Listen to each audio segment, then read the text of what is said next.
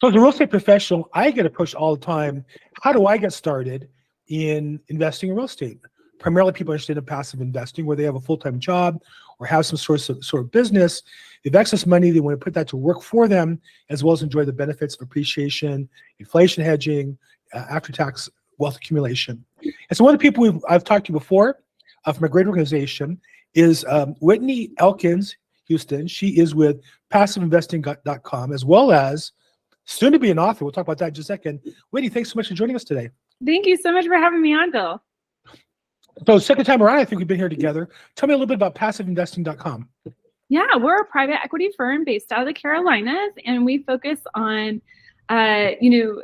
building, helping our investors build passive portfolios in the hottest markets in the United States.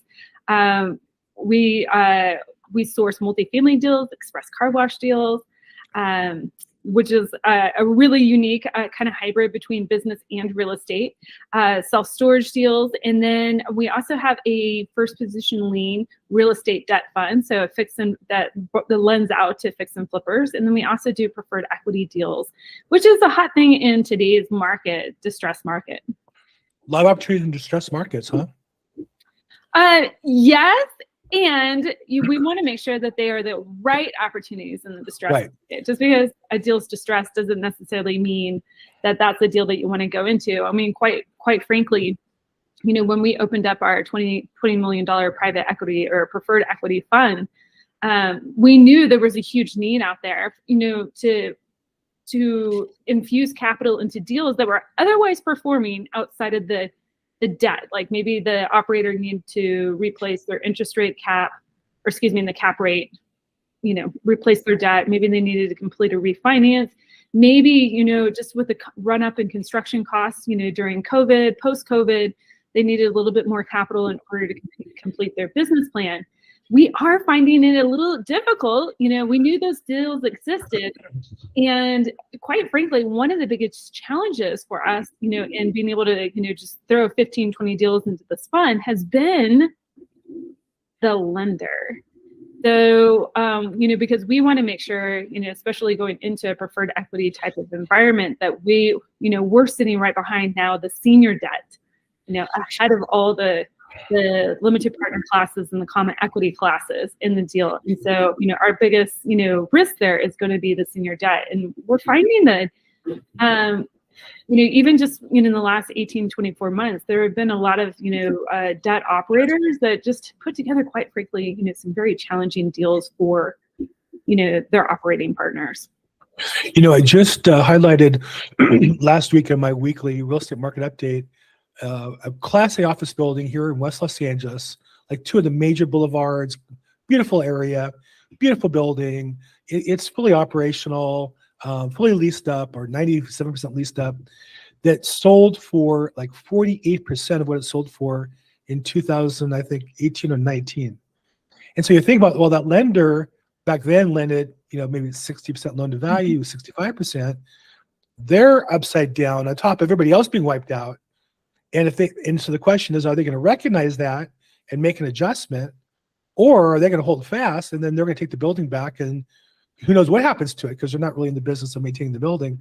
So I think that I do agree with Grant Cardone. I think there's more opportunities coming forward now than at any time in my life, but we're going to have to kind of pick through those opportunities and find them in the midst of the trash heap as some of these bad deals are put together. So are you on the side that finds those deals, or are you more on the fundraising side, or what's your particular role in this process? Yeah, I'm more in the education marketing side of things. I do have a deep background in investor relations, so I understand, I feel like in investor relations, you almost have two customers, right? You have the operating team who has found a deal, put it under contract. Now you need to raise the capital in order to get the deal closed and fund the business plan. And at the same time, you're trying to do best by your investors. And so it's kind of like, I kind of equate it a little bit to property management, but you kind of have two people, two customers that you're trying to serve. Right. But for me, my goal is to really help our investors, and really any investor that's interested in passive investing as a way to deploy capital so they can do with, create financial freedom for themselves, but also because they have a higher and better use with their time, probably in their day job or in running their own business. I really try to help, demystify the process for them, help them understand their goals, their risks, their timeline to investing, what are going to be probably the more appropriate asset classes for them to invest in. And then quite frankly, what is the step-by-step process in order to deploy that capital? And so, it's a wonderful opportunity for me. I really enjoy this because it allows me to serve, which is, kind of, what the impact I wanted to create in the world. Whoop, you're on mute. I was coughing there and I had to put myself on mute and then I forgot to unmute myself. So you are the director of investor education for passive income, at passiveinvesting.com. And along the way, you were interviewed on an episode of the Bigger Pockets podcast. What was that like? It was fun. It was back when Brandon Turner was hosting the show. It was Brandon Turner and David Green. And quite frankly, I'm going to re-interview with David Green next week because I have a book coming out with them, Money for Tomorrow: How to Build and Protect Generational Wealth. So I'm super excited about that. But yeah, it's being interviewed on Bigger Pockets. It's like any other podcast interview. It's just it's the after the interview part that I think is like, going on a podcast of that size, you get a lot of feedback. What was that like? It must have been amazing. What at the time I was just purely investing. I was, kind of mentoring, just a handful of people here locally here in Colorado. But after that, you're kind of like a little mini celebrity, especially in your niche. Sure. In that, and the only niche that we really highlighted on that podcast was actually the fact that of me building a 36 unit portfolio through what we call BRRRR investing, buying below value, rehabbing it, putting a tenant in it, and then refinancing all my money back out. We didn't even touch on the fact that, I was, in private equity at the time. That was, kind of my day job, but also that I was a general partner on 10 multifamily deals. We didn't even highlight that piece. So it's going to be a really interesting, segue into part two. I think, people will kind of, be a little disoriented. They're like, how does she do this in all of this time? And I'm like, no, that story was already developing, several years ago. We're just building upon it. Well, I mean, being interviewed on a Bigger Podcast one time would be like being Cinderella and going to the ball. Going on a second time would be like a second night for Cinderella. Did she get a second shot? I don't know if there's such a story there or an ad on that story. So congratulations on that. And congratulations on the book. Tell us a little bit about, what was your goal in the book and what do you think it does for helping people increase their income or build wealth? Yeah. So, I'll answer the second part first. As I was coaching all these, investors into how to acquire, private real estate or even investors in the private equity space, for them to get, started in, investing in their first, second, 1 through 5 private equity deals, I noticed something that not everybody really truly understood, what it meant to, what were the underlying fundamental principles of building wealth.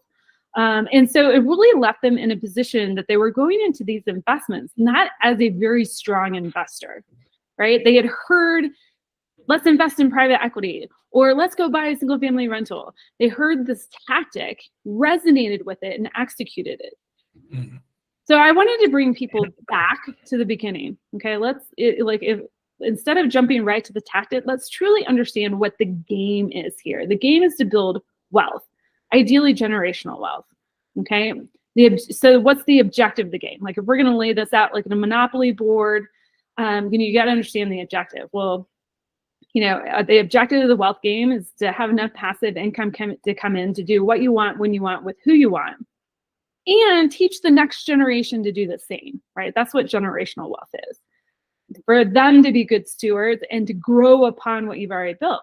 Okay, fantastic. What are the rules?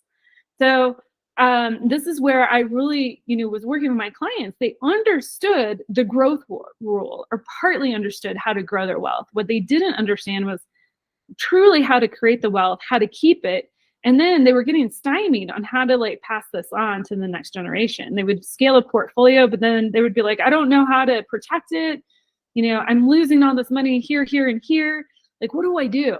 And so I really wanted to put together a framework to help people understand the objective, the rules, and then we start getting into the fundamental strategy, those principles that apply in any market, whether it's going up, down, or sideways, that the greats have used in order to scale their wealth for millennia.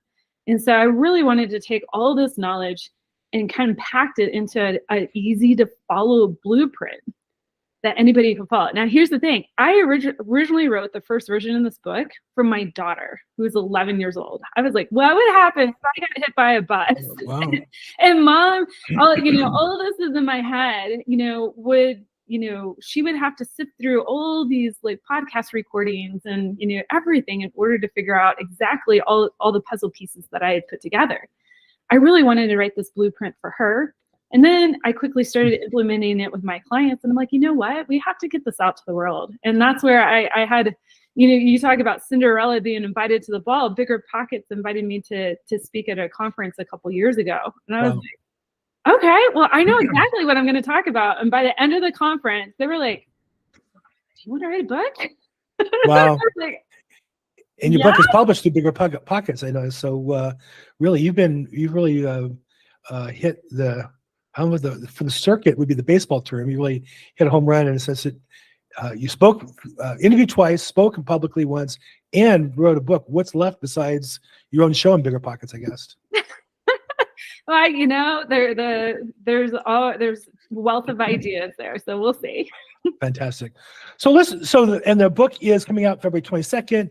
We'll put the link in the description. People can sign up, get in line to order the book. And, Bigger Pockets is a great author, a great publisher, and I'm sure it's fantastic material. You're a great teacher.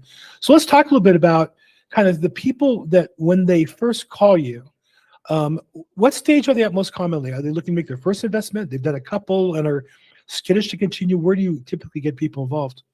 Yeah, if we're talking in the context of passive investing, how do we learn how to get the max return on our time, right? If we're looking at, the cash flow quadrant, you can either, we're moving away from being an employee or a self-employed person into owning a business or being an investor, right? I'm really working with those people that have realized, hey, I already got my job or I have my business, but I need to build this I quadrant. I need to figure out how to invest in other people's businesses so I can earn truly passive income. Okay, so step one really is helping them understand, is that investment real estate? Like, do they believe that this is actually an asset class that they can know, love, and trust, right? That it really can help build wealth for them. Now, I mean, there's, it's, you and I both know real estate is, the number one asset class that it's made in ordinary people, millionaires and billionaires, okay, without college degrees. So you and I are sold, but not everybody else is. Right. So we understand that first. And then, and this is kind of a continuum because sometimes I talk to three different camps of people. One person is that they're highly skilled. They've been investing in private equities, for 5, 6, 7 years. They have 50, 60 deals under their belt. They just are, or maybe not even that many, maybe 20, and they're just new to us. Okay. So they need to, understand who we are. They need to know, love, and trust us as an operator. They need to understand our background, our track record, our expertise. Okay. And, so we walk them through a conversation like that. And then the other two camps are, either somebody's a real estate investor already, they've scaled a private portfolio, say single families and small multifamilies, and they went, this is not truly passive income. That's me. I have a job. Get me out of here. Get me out of here, please. I don't want to do this. They're like, I'm done with tennis toilets and trash. Maybe they just, want to completely switch their portfolio, or maybe they want to actually retire from their portfolio. So we help them understand, what skills you have as an operator, right? Because that's what you have to do. You've invested in yourself as an operator. Now you need to learn how to vet the operator, okay, and translate those skills and find the best COO to run your company. And you take on that CEO of your passive portfolio. And then we have the person who's like, say, like a doctor, lawyer, engineer, high net worth income, maybe a tech worker or something like that. And they realize they have a higher and better use for their time. Okay, they make money in their day job. Okay, and they don't see the path of going to single family properties. They don't have time to do that. So they jump right to private equity deals, which is fantastic. That's fine. But that is, that's where I spend a lot of my time helping them assess their goals, their risks, their timeline, and then, teaching them tangible skills on how to vet operators, markets, and deals. And so they can feel comfortable and go into their first or next deal with confidence. Well, look, I appreciate you sharing that. If somebody's interested in learning to expand their passive income, it sounds like more ideally somebody who's been doing real estate investment but looking to upgrade from the job of fix and flips and rental properties to enjoying passive income, or maybe adding passive income to their job of fix and flips. I think that's me. I have a business in real estate as a salesperson. I make good money. I like what I do. I'm not giving it up. I just can't flip houses while I'm doing that at scale, so I have to invest passively. So if somebody's interested in developing a relationship with you or getting started, what would the next step be? Yeah, I make it extremely simple. You would reach out to me at passiveinvestingwithwhitney.com. And there I've got free goodies for you, but also you just fill out a quick little form. We get to know each other just a little bit on, I collect a little bit of information on you, and then you get access to my schedule, and we can hop on a phone call and understand how we here at passiveinvesting.com can help you achieve your goals. And, Bill, I was right there, with you. I still do have some active real estate in my portfolio, but, two things happened. One, this was back in a time where I had a lot of cash flow and capital coming back at me, and I couldn't deploy it quick enough. So I was like, okay, let's diversify my portfolio. Let's diversify the operator, quite frankly. And I started investing in private equity real estate. And then, conversely, on the flip side, when the market starts softening a little bit, those active deals aren't coming to you as readily as they were. The passive portfolio can help support your cash flow needs and your equity needs, like during that time period as well. So it's a great little buffer. It's been fantastic for me. I have to say, I have passive income and I have residual income. So residual is in a business where you get money from various other streams of income. And one thing I've learned is that money always comes when you need it most. Like the 1 month they don't close a deal, that's when the residual pops in. Or that's when you get the passive income hits your bank account. You go, oh, that's pretty nice. Like I made money and I was just sleeping this month. I didn't close a deal, but I still made money in my investments. And that's the goal, obviously, is to get to where you can do your business free of the constraints of having to make the house payment, having to pay for food. That's covered with your passive income. And then you can add to that by continuing to build your business. So for those interested, passiveinvestingwithwhitney.com. We'll put that in the note down below. We'll also put a link to her book if you want to sign up to get a copy or pre-order or however all that works. Love to do that. Whitney, as always, thank you so much for your time today. I really appreciate it. Thank you so much, Bill. This has been such a pleasure.